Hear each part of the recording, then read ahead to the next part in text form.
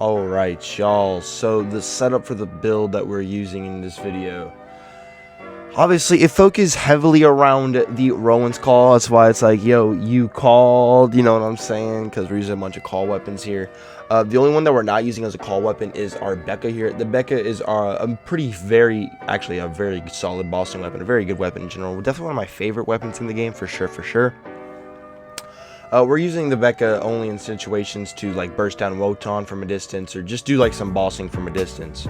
Now, other than that, the other weapons that we're consisting of, the most important weapon is the Rowan's Call here. I haven't said that ever in my life.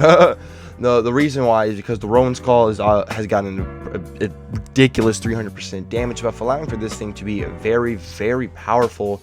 Especially when you are inside of your fadeaway. We are using Gorillas in the Mist with this setup. It's going to be very nasty, and my preferred like anointments for this weapon is consecutive hits. Whenever you hit crits, you know you're going to return 2 bullets to your magazine, and you're going to ricochet 2 bullets as well, which is obviously very good. This thing is just very strong overall. Radiation is my preferred anointment for a lot of like just like overall mobbing weapons, because radiation is very strong. Not too many things are immune to it in this game as well either. Now, coming down here to the gear, well, I mean, also we do have the Queen's Call and the Lucian's Call, but these two are the most important weapons. But yeah, I mean, obviously, you know, the Queen's Call got a buff, and so did the Lucian, so they're workable. That's why we have them here as well. Now, the shield's kind of important.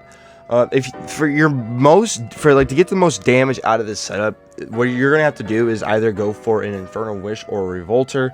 For us, in this gameplay, in order to get some extra shock, what I was doing is I was using an ASS Revolter. This was basically allowing us to get 200% shock damage while inside of our Gorillas in the Mist, which is how we were able to get a lot of big insane bursts of damage with our Rowan's Call. Because I mean, once we go into Gorillas in the Mist, man, we're gonna have that 200% shock. We're gonna obviously have consecutive hits going. We're gonna be getting nothing but amp crit shots, and we're gonna be ricocheting those as well, never reloading, getting a lot of insane damage. The best of all is that obviously that 200% shock is gonna be across every weapon, which is very solid, especially whenever we just go in fadeaway and whenever our shield actually breaks. Now, that being said, we are using a cryo ASC. Now, this ASC can change depending on what type of element you have, but for me, since we didn't have a cryo ASC to have with our Rowans, I wanted to make sure that we were going to get cryo, because cryo and radiation, they do work really well together. Obviously, if you have a Jacobs company, man, that would work really well. I am a fucking pleb who doesn't have a good one, so I am using a Pearl here. But if you have a Jacobs company, man, yeah, I would definitely use that. Most of your weapons here are Jacobs weapon. The Lucian's is not, I know that, but it's still a call weapon. You know, that's kind of why it's here. And these three are all Jacobs, which work very well together. The Lucians can be a pretty solid choice as a backup weapon if you don't want to use the Rowan's Call, or if you don't have the Rowan's Call. Now, we are using a stack bot here. Now, believe me, I really would like to use a Cosmic Stalker instead of the stack bot. I generally like to use the stack bots with high pellet weapons. Unfortunately, we don't have a overall Jacobs. I mean, I don't have an overall friendly Jacobs Cosmic Stalker. I mean, I do have one with like weapon crit and Jacobs weapon crit, but I don't have. But it has like shotgun damage or some shit like that. And I want to try and have one that has, you know, Jacobs weapon crit, weapon damage, and weapon crit, which is kind of why we're using in a stack bot. Now, don't get me wrong. We do have some way to get extra projectiles to help stack, especially when we are inside a fadeaway with things like the Queen's Call, the Rowan's Call, and stuff like that.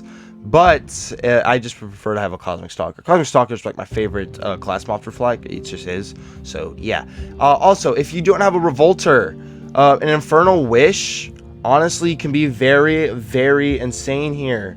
The only issue with the Infernal Wish is that it does kind of hurt your survivability, just because of the sole fact that you're going to be, you know, applying self-combustions to yourself whenever you're shooting it, and that can be a little tricky, especially on Flak, who doesn't have, you know, lifesteal or anyway. Kind of can be a little squishy. You know, it can be a little bit annoying. However, if you are trying to get the most damage out of like your BECA, then yeah, the Infernal Wish is probably going to outdo the Revolter, just because you're going to get literally like double the pellets. You know, you're going to go from shooting like 6 to like 12. It's insane. Or 3 to 6, something like that. But we are using 2 Fang as well. I would definitely recommend either the Infernal Wish or the Revolter as your shield for this setup for sure. Now, if we go into the skill trees, so we have the Hunter tree. I mean, obviously, you know, this is a standard. For this setup, you definitely want to get 2 Fang. That'll be very, very friendly for something like your BECA or your Queen Skull or your Walrus Skull for that matter, especially if you were inside a fadeaway. Yeah, it's going to be fucking disgusting. And then obviously, you know, you get your big game, most dangerous game, Galactic Shadow. Get over there! Fuck! Galactic Shadow and Megavore. Now we have our Stalker Tree here. We have a little bit more into overclocked rather than self-repairing system. Other than that, though, everything's basically the same. Definitely want to get hit a machine with this setup because, I mean, especially if you're using the BECA, you'll be firing from a distance a few times and you'll be shredding it up, to say the least. And then obviously you do want to get the power inside.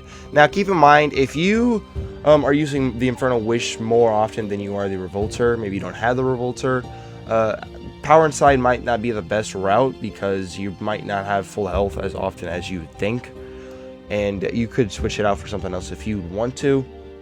Now we do have our Master Tree. Now I was kind of trying to find out if I could slick down and get down to pack tactics, but I really couldn't. So we're just running with the standard Master Tree to help us get some extra gun damage and damage stacks from things like Frenzy.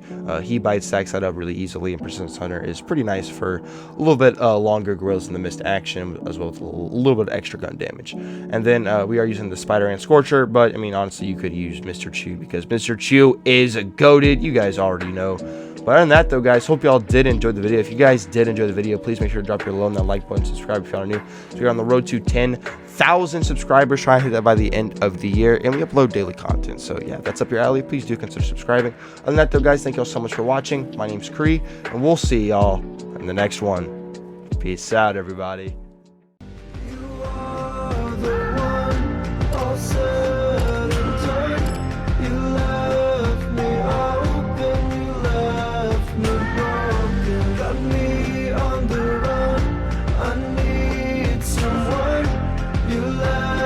Me